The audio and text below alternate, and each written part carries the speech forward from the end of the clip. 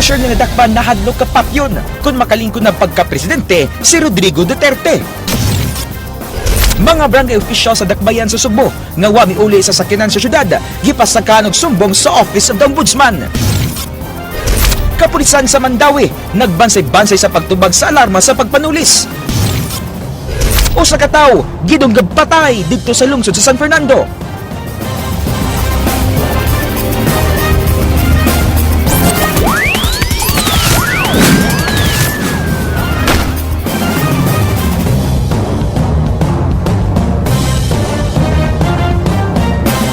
May hapon Sugbog Kabisayan, usa ka drug pusher sa barangay Punta Princesa, dakbayan sa Sugbo, nadakpan sa kapulisan. Ang nadakpan na hadlok nga patsyon sa gayon nga makalingkod na ang mga bagong mamunuan sa gobyerno.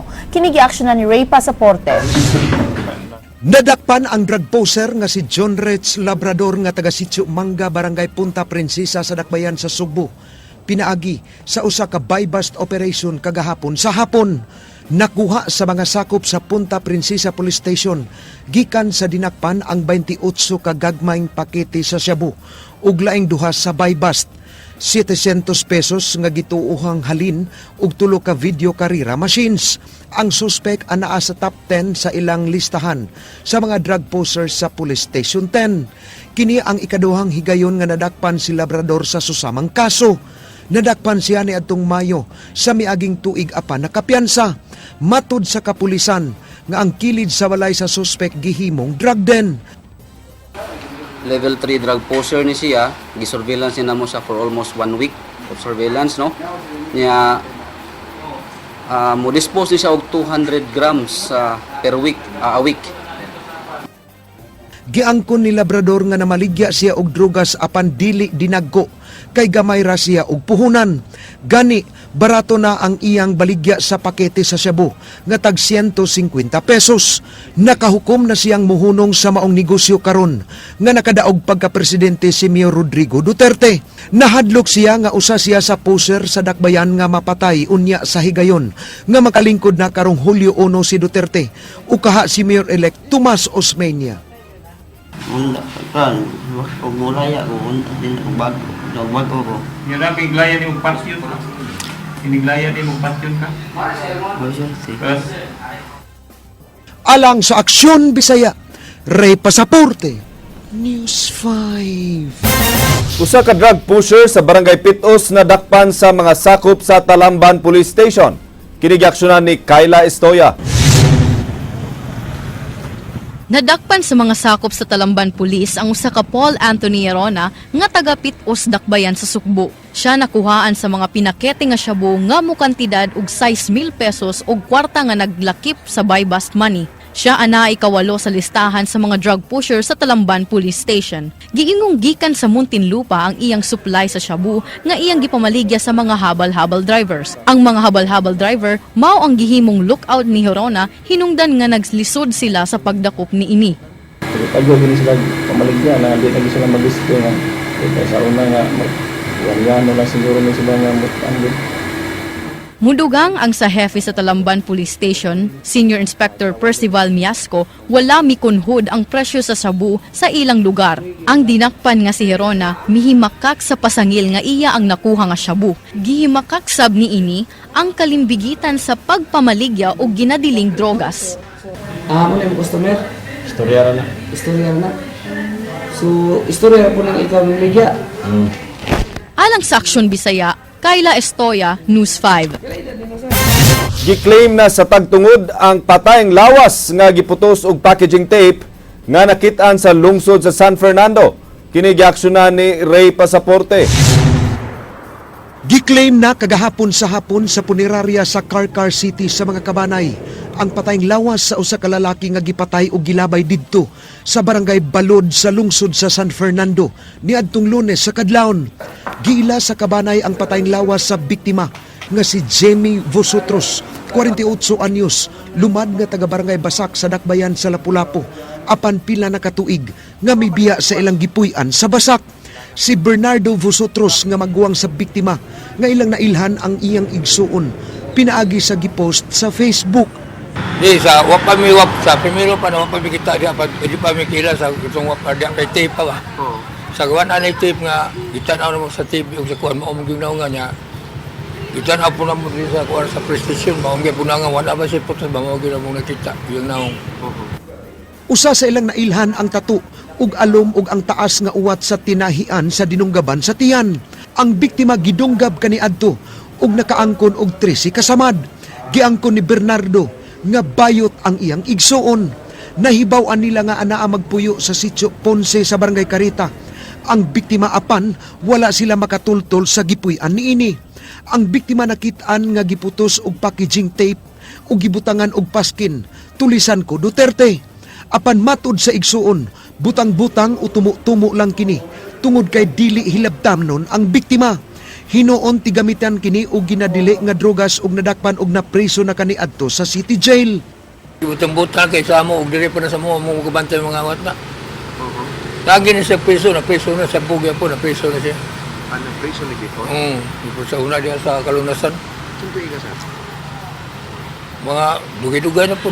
Usa man to iyang kaso? Suyok lang. Suyok po na, yan bay. Nakuha na ko nakuha na ako na shampoo kang gamay ba. Nakuhaan siya pusan. Suyok, mao ko na iyang na presohan. Nahukman sa pamilya nga dili na ipautopsi ang patayng lawas. Walay laing samad ang biktima gawasan niluta nga agi sa pisi sa liog niini. Matod sa taga-punerarya, nakarecover sila og karton sa baba niini nga gipasok sa biktima. Ang San Fernando Police Station nagkanayon. Hangtod karon, blanko pa sila sa motibo sa krimen. Sanglit walay ni patimaw nga saksi sa ilang buhatan. Watay ug naamang ganing mo tumaw aning murag witness, ana patamo kanda ko investigation, sir. Oh, pero sa pagkaron wala pa sa. Yes, sir. Alang sa Aksyon Bisaya, Ray Pasaporte, News 5. Patay ang usa ka batan-on human gidunggab kagahapon sa kadlawon didto sa Barangay Sangat sa lungsod sa San Fernando. Ang patayng lawas sa biktima anaa sa Tupas Funeral Home sa Dakbayan sa Karkar. Kagahapon sa hapon wala pay tagtungod nga ni claim ni ini. Matud sa kapulisan ilang naabtan ang biktima sulod sa balay nga nagkadugo. Gidala pa kini nila sa Karkar Provincial Hospital apan patay na pag-abot sa tambalanan. Giila sa kapulisan ang patay nga lawas nga iya sa usa ka kayle nga taga Inuburan Naga. Ang sospek usa ka Alvin Alvaran nga taga A. Lopez sa Barangay Labangon, Dakbayan sa Sugbo ug higala sa biktima. Matod sa mga pulis, naglalis ang biktima ug sospek ug misangpot sa pagpangnunggab tungod sulod sa giabangan niini nga balay sa Sangat, San Fernando. Nagtuo ang mga pulis nga may kalabutan sa ginadili nga drugas ang hitabo. Nakuha gikan sa crime scene ug mga butang ang gigamit sa pagsuyop og shabu lakip sa usa ka timbangan. Usa ka notadong kriminal mi-surrender sa kapulisan kay nahadlok siya nga patyon sa mamunuan sa bagong administrasyon. Kini giaksyonan ni Edwin Cañete. Voluntaryo nga bitahan sa iyang kaugalingon ang usa ka notadong tulisan ug snatcher nga dunay kasong murder ngadto sa buhatan sa Criminal Intelligence Branch sa Cebu City Police Office. Bitahan sa iyang kaugalingon si Raymart Kudahap alias Makmak nga taga Ponce Compound, Dakbayan sa Sugbo. Ang hipe sa CIB nga si Superintendent Michael Bastis miingon nga nagsugod si Kudahap sa iyang pagpanglabni o pagpanghold up sa edad nga 15 anyos. Og iya ang sab kining nadakpan niya tong tuig 2009. Siya mao'y responsable sa pagpanglabni og hold up diya sa may Ponce Compound, Reclamation Area, SM City ug Barangay Carita. Tulis, snatching, sa mga PUJ, yung mga yung area sa una, kanang Carita, Ponce Compound, nandito sa White Gold, padung sa SM. Gusto ni Kunahap nga magbag-o na siya sa iyang kinabuhi kubikan kay anana siya 5 ka mga anak. Si Kunahap mipili nga musurrender kang Bastis nga iyang gihulagway nga maayong tao og tinudanay nga muserbisyo. Lidogan kay lang Sir Bastis. Salig sa kanya rin. May nang tao samot ng hippie siya rin.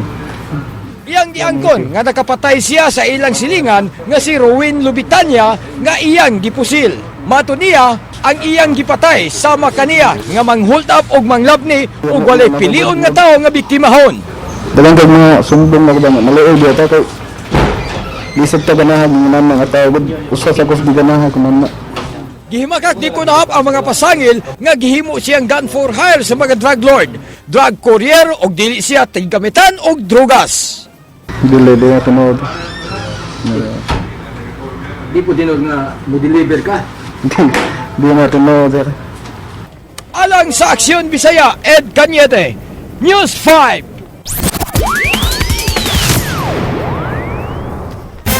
Mga sakop sa kapulisan may apil sa brigada eskwela alang sa pag-andam sa mga eskwelahan sa pagsugod sa klase karong Hunyo 13. Kini-action na ni Monique Atcha. Mga sakop sa Police Community Relations sa Cebu City Police Office nang limpyo og namintal sa Zapatera National High School. Ang 22 ka mga pulis gipanguluhan sa ilang pangulo nga si Police Superintendent Oscar Monteroyo. Matod ni Monteroyo, matag tuig sila nga moapil sa brigada eskwela. Ang ato lang yun, pahigayon, ato lagi ikatabang sa mga eskwelahan. Manpower lang yun, pagtabang nila, pasamaan ni pagpintal, paglimpyo, pag-ayo sa mga lingkuranan o uban pang kinahanglanon sa eskwelahan para pag-andam sa pagbukas sa klase karong Hunyo.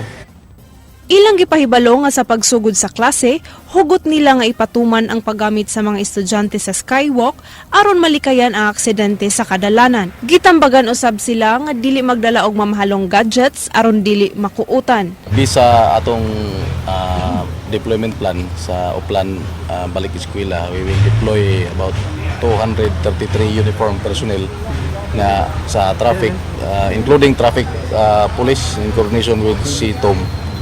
Mo deploy po sila mga 62 CTOM traffic enforcers sa mga eskwelahan sa private o both private o public schools nga mag-open karong 13. Sa ilang pagpatuman sa Oplan Balik Eskwela, ilang ipatuman ang seguridad sa pagsulod og pagawa sa mga estudyante sa eskwelahan. Alang sa Aksyon Bisaya, Monique Ricafort Atcha, News 5. Sa mga balita sa gawas sa nasud. Usa ka murder-suicide ang nitabo sa University of California and Los Angeles kagahapon. 2 ka oras gi-shutdown ang campus samtang 200 ka pulis ang mi-respond sa shooting alarm. Matod sa investigasyon, gipusil sa usa ka suspect ang usa ka tawo sa wala pa kini magpakamatay gamit ang pusil nga iyang gigamit sa pagpatay sa biktima. Gi-cancel ang klase sa tibuok campus ug mibalik karon adlaw except sa engineering department. Di nahitabo ang krimen. Wa nay laing suspect nga makita ang kapulisan sa nahitabo sa UCLA. Gilunupan ang pipila ka mga lugar sa France kagahapon tungod sa grabe nga pag-ulan kagahapon. Gibaha ang mga lugar gikan sa Normandy hangtod sa Burgundy sa ulan nga miigo sa nasud ug uban nga mga lugar sa Europe. Ang River Seine miawas ug misaka og tubig ngadto sa 4.16 meters. Kini miresulta sa pagsira sa mga importanteng kadalanan sa Paris ug mga lugar duol sa maong sapa. Ang mga rescue workers mitabang sa pagpabakwit sa mga lumulupyo samtang gimanduan ang uban sa pagsaka sa upper floors sa mga lugar diin misaka ang tubig ngadto sa 3 feet. Ang mga firefighters mipatrolya sa mga kadalanan gamit ang mga sakyanan sa dagat alang niadtong manginahanglan sa tabang. Sa Central France, gibalhin usab ang mga 400 ka piniriso gikan sa presohan ngadto sa lain nga facility.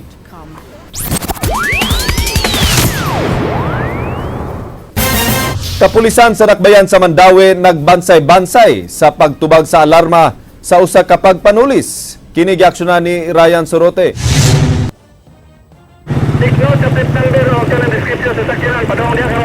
Gipraktisan sa kapulisan ang pagtubag sa alarma sa pagpanulis sa usa ka pawn shop sa may SB Cabao Street, Dakbayan sa Mandawi. 8 ka marmadong tao ang nagda sa papel sa mga tulisan nga nakabonet misud sa pawn shop o ni hostage sa mga empleyado o customers. Human makalabay ang pipila ka minutos, may responde ang mga pulis gikan sa Sentro Mandawi Police Station. Ang police station chief nga si Wilbert Parilla ang gihimong incident commander nga nakig-negotiate sa mga tulisan. Gikordon usab ang lugar nga may resulta sa pagkabalda sa traffic. Nangayog sa kinan ang mga tulisan samtang nipresto usab ang suwat ug misulong.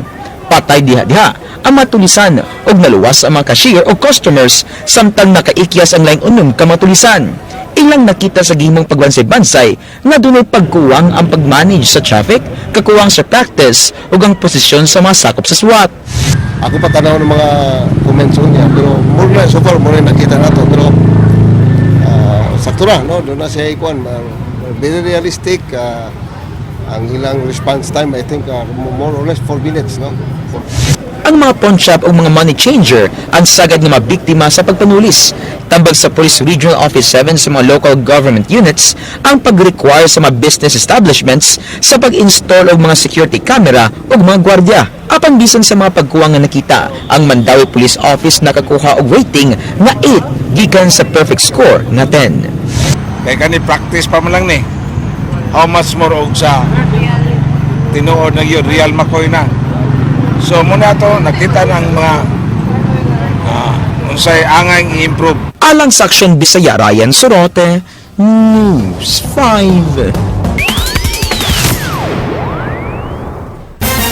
46 ka mga barangay officials gipasakaan og sumbong at tubangan sa Visayas Ombudsman. Ang sumbong gipasaka ni Acting Mayor Margot Osmeña tungod sa wala nila pag-uli sa sakyanan alang sa inventory. Kini gi-aksyonan ni Leslie Vistil.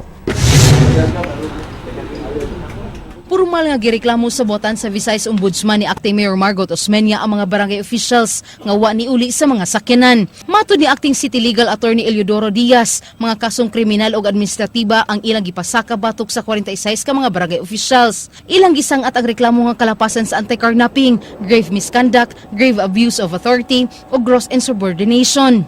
Ilang gipangayo sa ombudsman nga ipasuspenso ang mga barangay officials. Accompanied the acting mayor there to file the complaints, the 4 criminal complaints and the 3 administrative complaints with prayer for preventive suspension. So it's there. The process is being availed of the legal remedies of the Cebu City government as against the concerned respondents, barangay officials of Cebu City. Gukod pa more. Pero di ko may buong ng kagot ni Margot, no? Di ko may buong na. I mean, kuha gina siya, ano, inana gina yung batasan, no? Wag kita may buong na. Wag kita may buong na. I mean, more cases pa, sige. Si Apas Barangay Captain Ramil Ayuman mipadayag nga wa sila mahadlok nga gipasakaan og upat ka kaso sa buhatan sa Ombudsman Visayas. Matud niya, way basihan si Acting Mayor Margot Osmeña sa carnapping case ug mihulagway nga usa lamang kini kamatang sa harassment. Ila pang gipaabot ang tubag sa Acting Mayor sa ilang gipadalang suwat kabahin sa isyu sa mga sakyanan. Mahadlok ta ni inikagot ni Margot. Wa gitay ang chances na to is pabilitang mahadlok, no, pero akong tanaw wa may basis ng carnapping. Anyway, well, iyan nagkatungod, pero usahay ba usahay ta mo tanaw ta sila kung unsa ba gyud tinud-anay nga rason ani klaro mo gyud nga political harassment naman gyud, no, pagpangharas mga kapitan nga dili iyaha, no, kay akong balikon wa man may magmakuli nga dili na mo iuli, no. Gipadayag ni Ayuman nga mas angayang hatagan og pagtagad ni Osmeña ang Dodge Charger nga gidonate ngadto sa dakbayan sa Sugbo apan giangkon ni Osmeña. Matud niya, kini mo'y dako nga sala sa katawhan sa Sugbo, human nila giangkon ang sakyanan nga di alang kanila. Ay, mauwawsan mo eh. Mauwawsan mo. Matud ni Ayuman, samara nga gihikawan ni Osmeña ang pagserbisyo sa katawhan. Hunanao niya nga mas dako ang ilang sa nga gihimos mga Sugboano, no. Kani amo gihimo ni serbisyo ng mga service vehicle. Gitigaan sila Dodge Charger giunsa man, gidonate ko man gipalit. So asa may mas grabing sa nga gihimos mga Sugboano. Ang mga kapitan nga nagtinarong silang serbisyo, no, or katong gitigaan og Dodge Charger nga gihimo na no gipersonal na nila. Ang Pangulo sa mga kapunungan sa mga barangay councils Barangay Captain Philip Zafra, unya na lang siya muhatag og komentaryo kung makabasa kini sa kopya sa mga reklamo. Alang sa Aksyon Bisaya, Leslie Caminadi Vistil, News 5. May bus nag-abli og bag-o nga rota sa dakbayan sa Mandawi, sa report ni Ryan Sorote. Nag-abli og bag-o nga ruta ang may bus palibot sa dakbayan sa Mandawi sugod niya itong Lunes. Tulo ka mga bus sa SM Prime Holdings ang nagtest run og mahuman kini sulod sa 60 ka adlaw o sa Hulyo 31. I-revive ang ruta kung daghan ang mga sumasakay, ipabilin o kung wala ang ilang hunungon. Kabahin kini sa paghatag og kasaligan og paspas nga public transport sa mga developmental road sa dakbayan sa Subo gikan sa Talisay hangtod na unya sa lungsod sa Konsolasyon. Dunay interval nga tag 20 minutos ang bus sa Mandawi nga ruta nga moagi sa SM City, UC Med, Chongwa, Park Mall, Mandawi City Hall, J Center Mall ug Big Hotel. Kumpiyansa ang Mandawi City nga mapaluag sa mga bus ang traffic ug dunay kapilian ang publiko. Magsugod sa alas 8 sa buntag hangtod sa alas 10 sa gabi ang biyahe sa dakbayan sa Mandawi.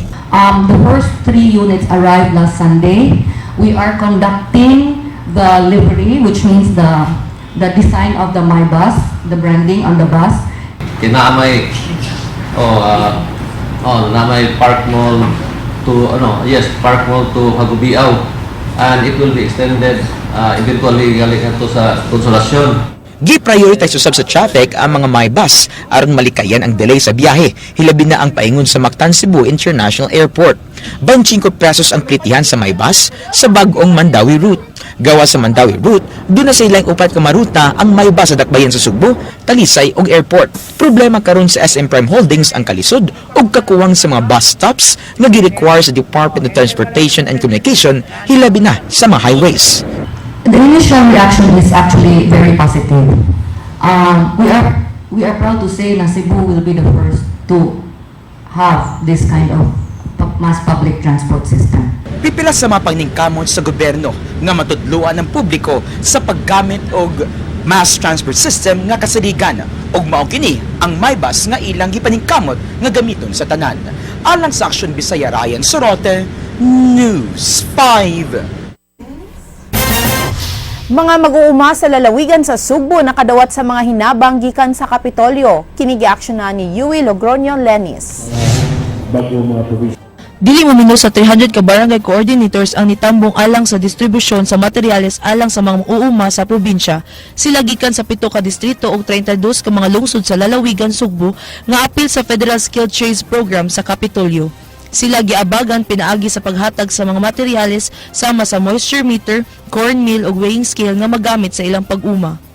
Consultative meeting to sa FSTP management team in this province o ang katong mga barangay coordinators, and there are about 200 of them. Iatagan ng karon ng distribute ang province of incentives for them. Okay, doon mo na itong commitment nila. Ang mga mag-uuma makadawat usab og 2,000 pesos nga incentive matag buwan nga ilang natingob og dawat human sa unom ka buwan. Nalangay ang paghatag niini tungod kay wala sila dayon makahatag sa mga requirements sama sa accomplish report, meetings, attendance ug uban pa nga mga dokumento. 2050 pa nga budget karon na nakuha.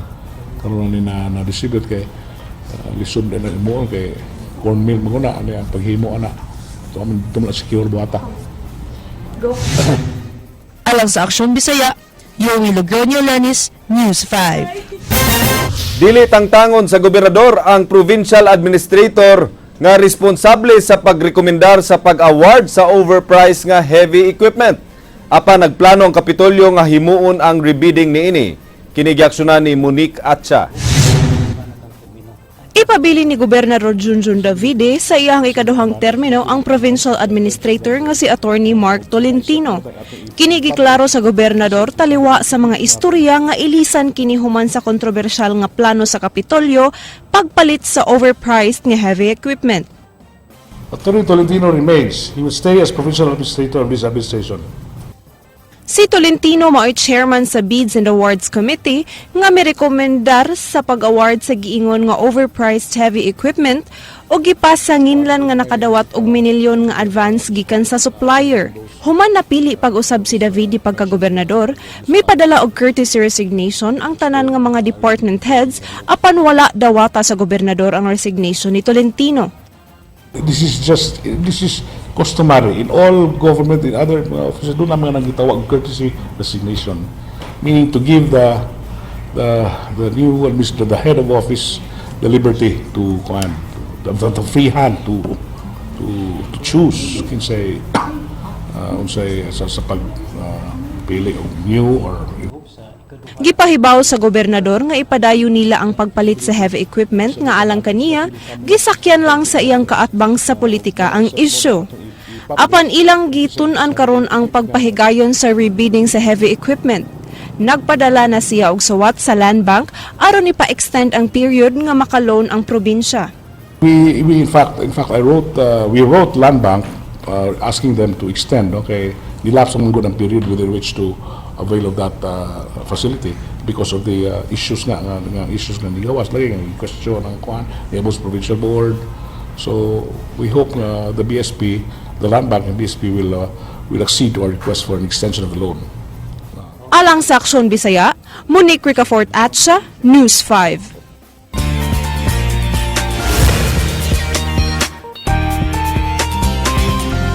Happy vibes lang dinhi sa TV5. Usa sa mga nagunang local program sa Radio 5 Cebu ang nagsaulog sa ikaduhang anibersaryo ni ini. Ang happiest program sa radio nga Rated JP. Duha ka tuig na nga padayong nagsabwag og good vibes sa kahanginan. Atol ining maong selebrasyon, gamay sorpresa ang giandam sa maong programa. Alang sa pipila ka mga avid listeners ni ini. Ani ang report.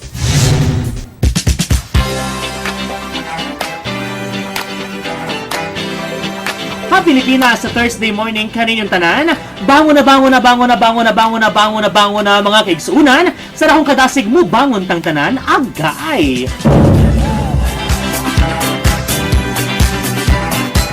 Duha ka tuig nang nagpakatawa sa kahanginan. Duha ka tuig nang naghatod og happiest vibes every morning sa tanan. Duha ka tuig nga puno og siksik sa paghatod og mga kasayuran og mga trending issues under the sun sa kinabag-ang katawhan. Og duha ka tuig nang padayong gisundan sa kadaghanan. Ang Rated JP mo'y happiest entertainment show on radio. Duha ka tuig na mga kaigsuunan. Gani atol ni ining laing kalampusan nga nakabuot sa mong programa. Dakong pasalamat sa angkor ni ini nga si Rated JP himself, JP Lapuatsera, sa way puas nga pag-uban kaniya sa nagkasaka niyang mga listeners. Feeling gwapa ko.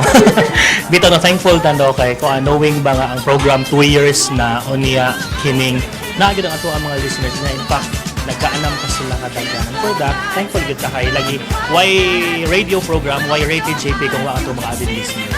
Happy day everyone! Alas 8:43 na mga kaigsuunan.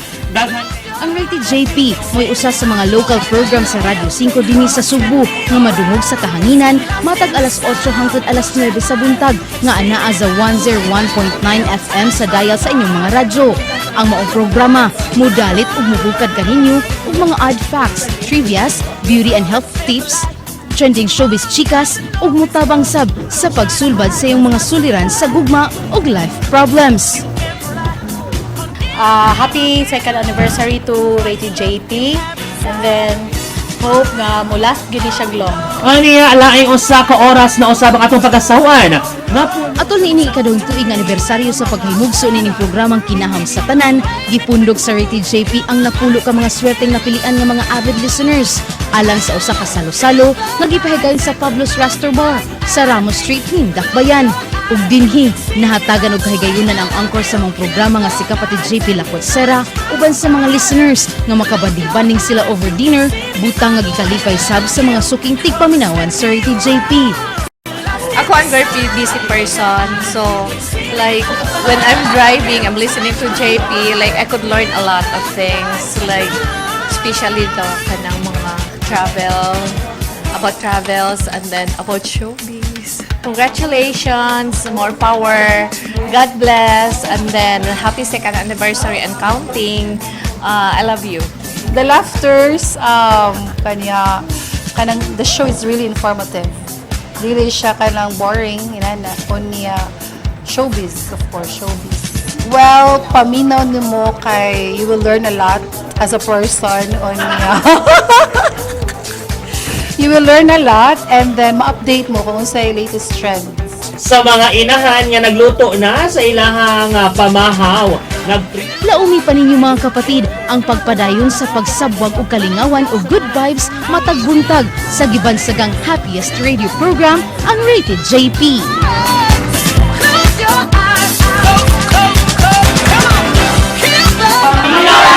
Rated JP, agay!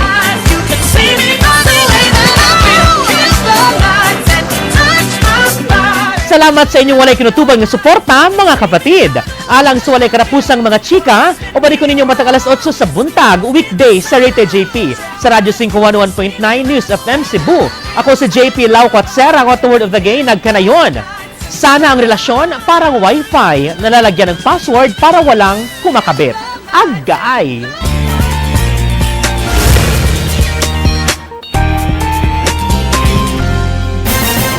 I don't know ha, nga wala ko gi-invite ni JP. Pero Paminaw maya ko sige. ang mukabit, Georgia, ang silingan raman. So magbanday ta sa tong silingan kay mga kun mo din ay kabit Love your own neighbor. Love thy neighbor. Pero kanang rated JP, kanang iyang word of the day, dapat buhatan na nago sa kalibro. Correct. Diba? Yes. Kay daghan na kayo, nagag-atang kanang human sa atong but before mahuman atong balita, no? Yes. Kanang iyang kuan nga makapalingaw kaayo. And that's how you know how witty and smart si JP Lau Quatsera can. He can, you know, bring up the sayings. So you guys listen because as they say, informative, makalingaw, chismis, and everything else under the sun. Nga na siya daghang mga avid listeners. Yes. Nga atong i-congratulate ang atong kapatid, JP Lau Quatsera. Sera. Lau. Mao kadto ang mga balita sa Aksyon Bisaya. Ako si Glenn Sopo. Mga balita nga pundasyon sa ligdong opinyon ug konkretong solusyon. Ako si Georgia Herrera. Bisan asa, bisan kanusa. Kapatid, Kay di lang kutob sa balita, aksyon!